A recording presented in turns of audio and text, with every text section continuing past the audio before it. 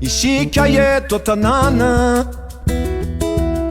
sao de varim-barina mifahavalo avy ao afara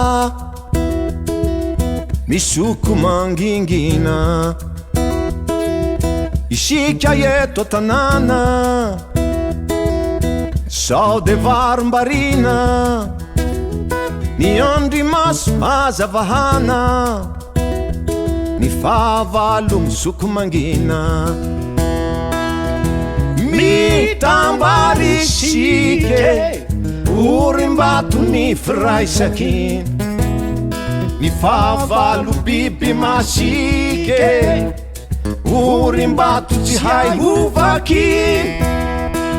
Mitambary isike orim-bato ny firaisaky mifahavalo biby masike zay be no basy o no fiadiny.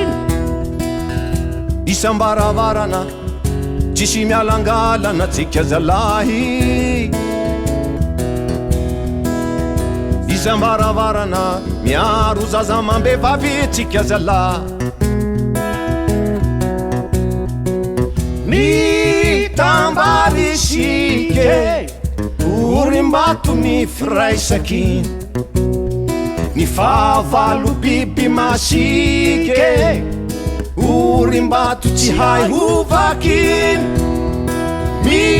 Mitambary isike orim-bato ny firaisaky mifahavalo biby masike zay be no basy o no fiadiny.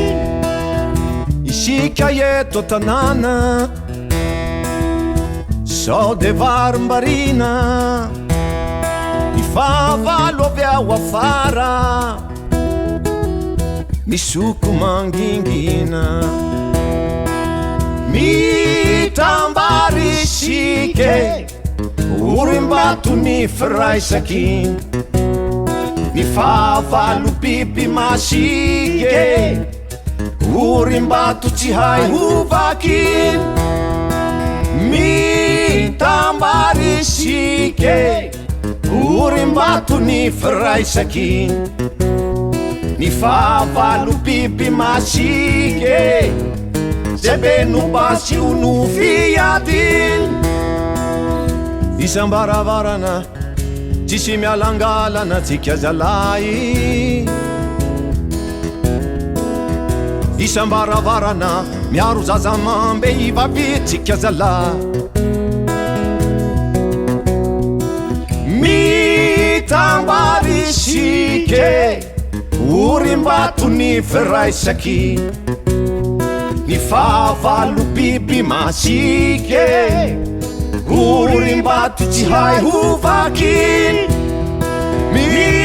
Mitambary isike orim-bato ny firaisaky mifahavalo biby masike zay be no basy o no fiadiny.